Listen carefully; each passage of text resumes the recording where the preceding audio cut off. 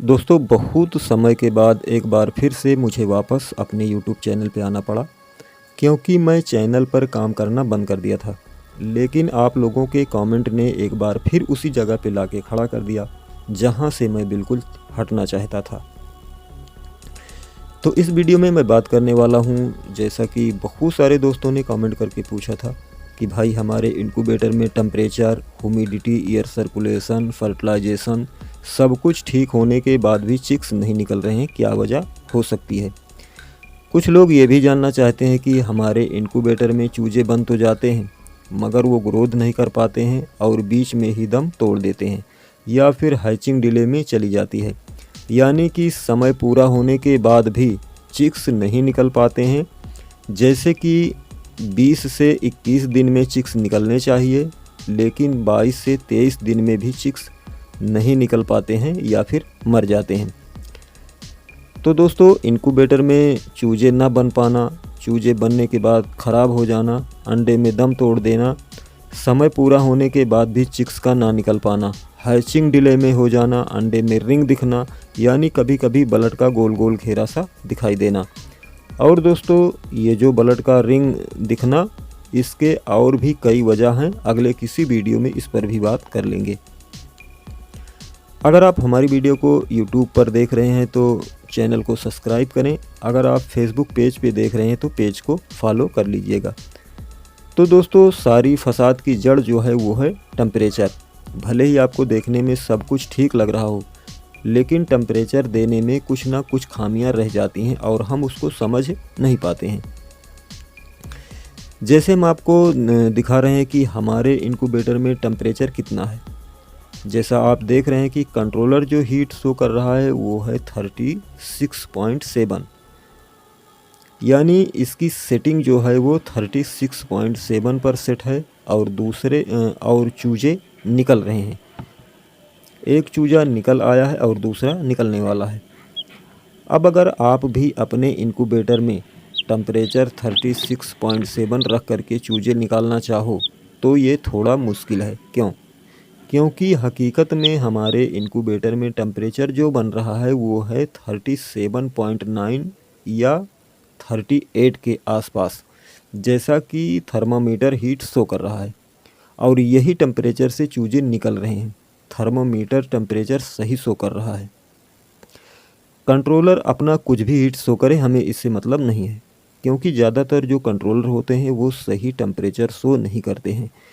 इसमें थोड़ा बहुत डिफरेंस होता है, और यही वजह है कि हम टेम्परेचर देखने के लिए थर्मोमीटर का इस्तेमाल करते हैं, ना कि कंट्रोलर का। हाँ, थर्मोमीटर में भी डिफरेंस होता है, लेकिन वो बहुत कम होता है। इसमें ज़्यादा से ज़्यादा 0.5 या फिर इससे कम ही डिफरेंस होता है। ज़्यादातर 0.1 या 0.2 ही डिफरेंस होता है, लेकिन ये इंक्यूबेटर के लिए परफेक्ट होता है, इससे कोई प्रॉब्लम नहीं होती है। लेकिन टेम्परेचर कंट्रोलर में ज़्यादा डिफरेंस होता है, ये सिर्फ टेम्परेचर को कंट्रोल करने के लिए होता है, और थर्मोमीटर जो होता है ये टेम्परेचर को मेजरमेंट चेकिंग के लिए होता है। तो दोनों में यही अंतर होता है। इसमें कुछ कंट्रोलर हैं जो खास करके इंक्यूबेटर के लिए बनाए जाते हैं। इसमें हीट, टर्निंग, ह्यूमिडिटी जैसे सारा फंक्शन दिया हुआ होता है, लेकिन ये बहुत महंगे दामों में होते हैं, जो सिर्फ बड़े बड़े इंक्यूबेटरों में इंस्टॉल किए जाते हैं। छोटे इंक्यूबेटर के लिए मार्केट में बहुत सारे कंट्रोलर हैं, आप इनको भी यूज कर सकते हैं। बस आपको यही ध्यान रखना है कि आपको टेम्परेचर चेक करने के लिए एक बार थर्मोमीटर का इस्तेमाल करना चाहिए, और बड़े बड़े इंक्यूबेटर में भी थर्मोमीटर से ही टेस्ट लिया जाता है। और जब आप पहली बार कोई नया इंक्यूबेटर बना रहे हैं तो आपको भी चाहिए कि आप भी उसको 3 बार टेस्ट ज़रूर करें।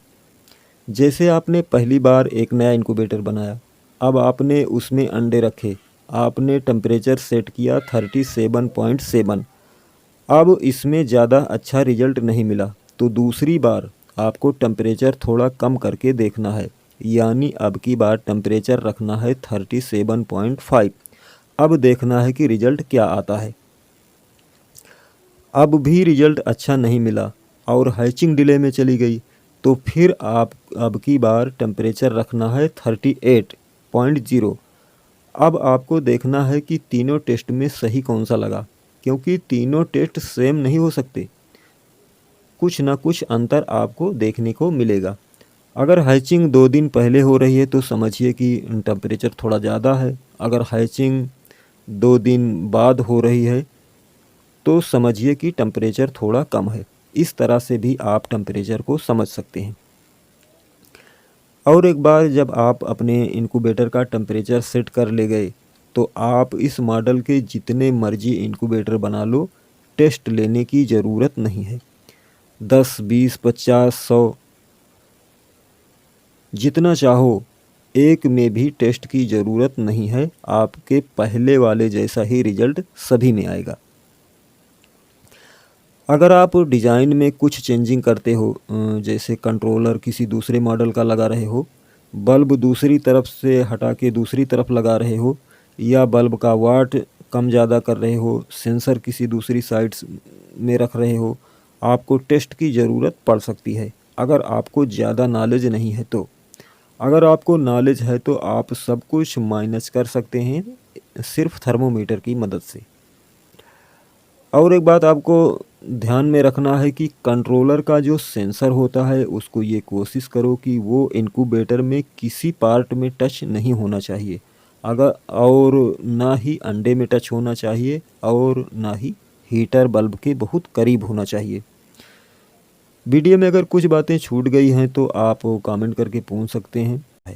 तो इन सब बातों का ध्यान रखोगे तो आपका इनक्यूबेटर अच्छे से ऑपरेट होगा और रिज़ल्ट भी अच्छा आएगा।